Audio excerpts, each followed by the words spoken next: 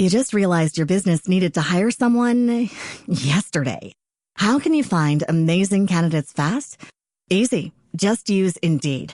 Stop struggling to get your job post seen on other job sites.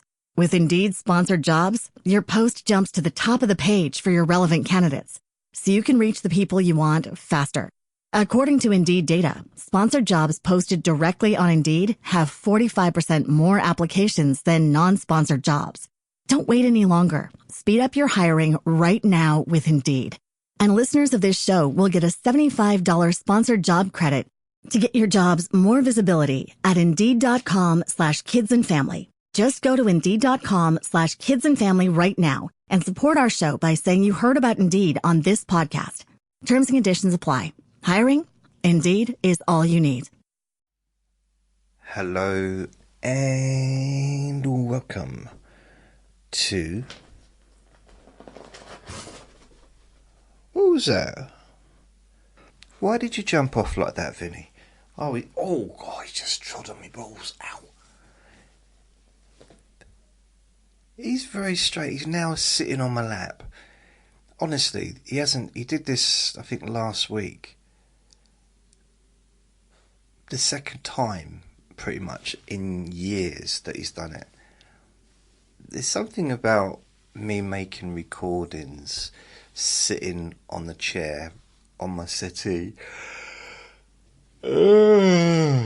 Excuse me. As opposed to sitting on the desk. Because when I'm at the desk, I'm literally got my back to him. He'll come and sit, down at my feet and stuff, but he prefers to be on the sofa because it's more comfy. And normally just sort of lies down next to me, but for some reason he's sitting on my lap and I'm stroking his back, and he seems to be happy doing that. Okay. Anyway, this is stress. Basically, this is going to be a stress relief technique. So this is relaxation for stress and anxiety. This is a technique which it's very childish, but that's one of the good things about it. I want to say childish. I'm not saying I'm not going to say go into a supermarket and roll around having a tantrum in the vegetable aisle. No, not that kind of childishness. But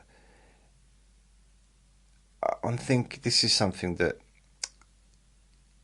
is actually based in science. Believe it or not. Oh, wow. I wasn't even yawning before I started doing a recording. So as I said, my name's Jason Newland. Please only listen when you can safely close your eyes. This is not going to be a long recording. And when I do release it, when I edit it and upload it, there'll be one version without music, one version with music. I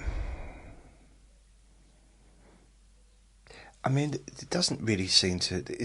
It almost feels like it's going to be a 2-minute recording because it's really, really simple. Blowing bubbles. I mean, it's the most simple thing in the world, and you might think... You might think lots of things. You might think, why have I listened to this? I thought it was going to be something more interesting. Why did I buy that car instead of the one I really wanted? You might be thinking about something completely, irrelevant to the recording. You might be thinking, well, why are you suggesting to do something that I don't have the tools? I don't have a blowing bubbles tube thing. I guess they still make them. Those tubes, and you take the top off and the lid's actually got a little round bit in it, and you just shake it and then you blow through it. I guess everyone knows how bubbles blowing bubbles, how to do that. There's other ways of doing it though. You know, you can, anything with a circle and just some washing up liquid and some water. You can blow bubbles in the bath, can't you? You can, I mean, it's quite easy. Just need a circular object to blow through. But if you can, you know, if you've got some bubbles, maybe if you listen to this and you have some of your own, or maybe you've got kids that have got some bubbles, one of the little bubble blower things, or maybe not the ones that you throw through the air, that you push through the air, one that you actually blow into. Maybe your grandkids do. Maybe your cat or your dog has them. Vinny doesn't have one, but I think he'd love it. I'm going to get one. Wow, this has been beneficial to me. I'm going to get some bubbles and blow it. Go to the park and just see him get all excited trying to pop them. Oh, I've never been more excited. I was really looking forward to that now. Okay, I have been more excited, but I am looking forward to it. That sounded like sarcasm, but yeah, I'm really looking forward to that. Yeah, really. No, I am honest. Anyway, how this works, I'm actually going to teach you how to blow bubbles now. And you don't need to be taught. You know how to blow bubbles. How it works, it basically works on the principle of, with an anxiety attack, we breathe in more than we breathe out. Yeah. And sometimes breathing techniques, in my personal experience, aren't always so easy to do. I didn't find it very easy to necessarily do the whole breathing, and it's kind of reversing it so that you're breathing, we're just not breathing in as much, so you're not taking in too much oxygen. So blowing bubbles is a way to blow out, to exhale, but you get rewarded for it because there's a bubble there. And you might think, but I'm not 5 years old, JJ. A bubble as a reward isn't really what I'd expect. A reward would be a chocolate bar or a new TV. That's a reward. Well, I can't. A TV's not going to, that'd hurt your foot, wouldn't it? Imagine if you blew into the bubble and a television fell on the floor. I mean, yeah, that wouldn't be any good. So, but the other benefits is, with your imagination, you imagine every time you blow into that bubble thing, you know, the little circle or the square or whatever it is, you're blowing out the stress out of your body.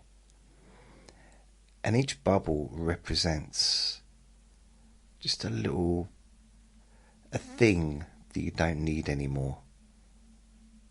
An issue, maybe a little memory, a little something that's no longer necessary.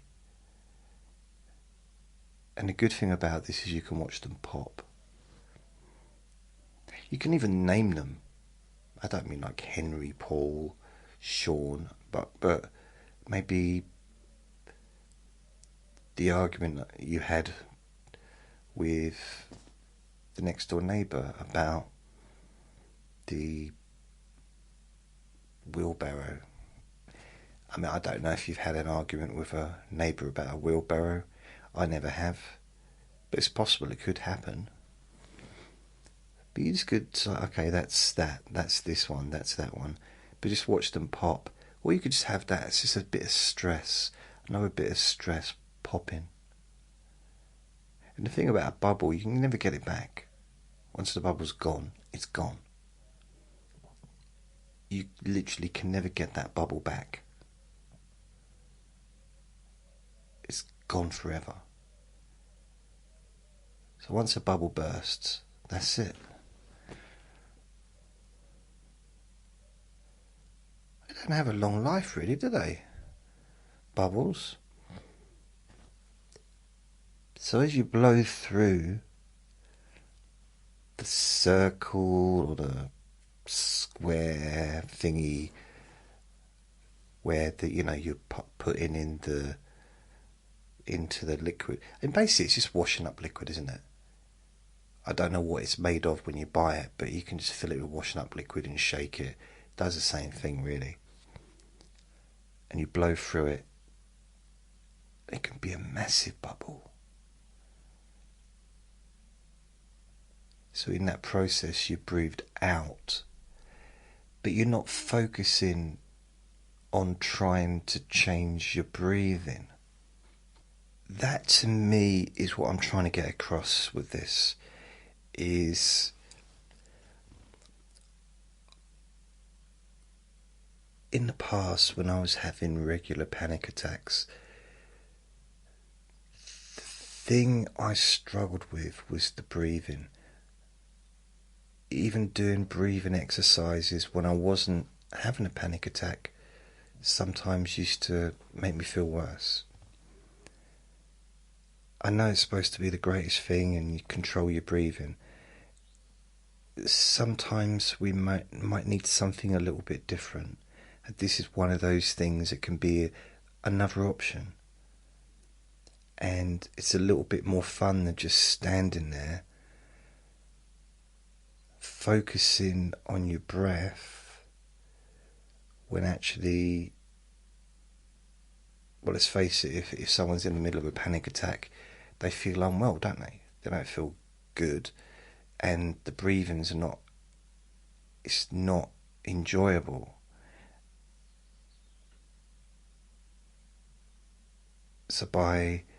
And you can't distract yourself by breathing. If someone's in a panic attack mode, breathing's not a distraction. To me, it's almost the last thing I wanted to think about or focus on when I was having a panic attack.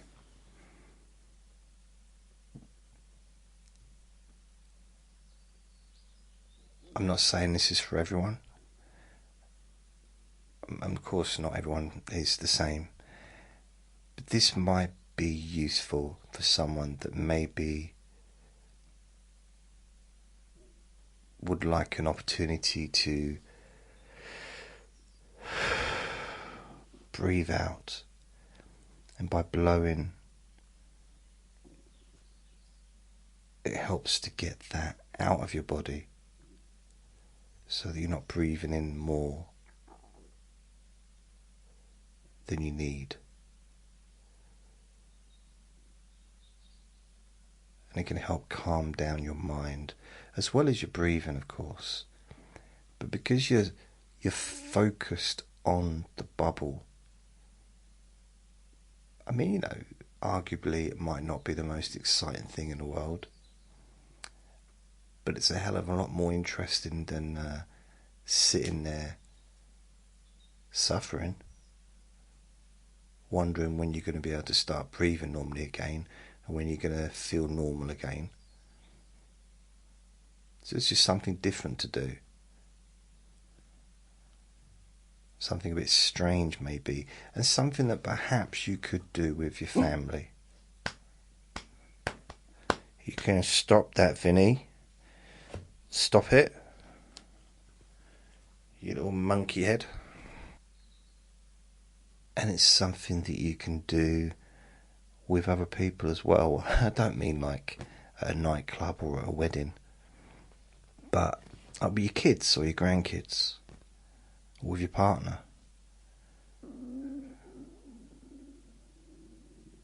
Or with your grumbling stomach. My stomach grumbled so loudly then that even Vinny looked at me like, what the hell was that? Is it an earthquake? No, it's a grumbling stomach. How big must my stomach be if he thinks... Oh, bless him. He's now laying down on my... It's half on the the armrest on the right hand side, and his bums and his half his body start lying on my leg or my waist. Doesn't normally do this. It's very strange, really. Perhaps he just wanted a little bit of TLC, a little bit of cuddling. He's not a very cuddly dog, really. Everything has to be on his terms.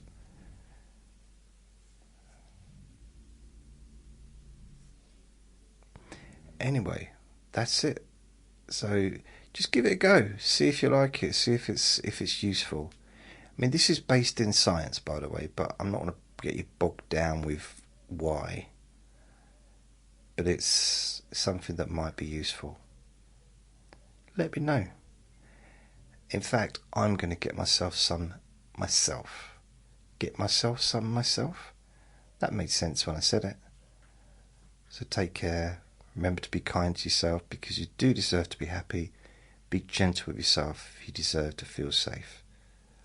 Lots of love. Bye.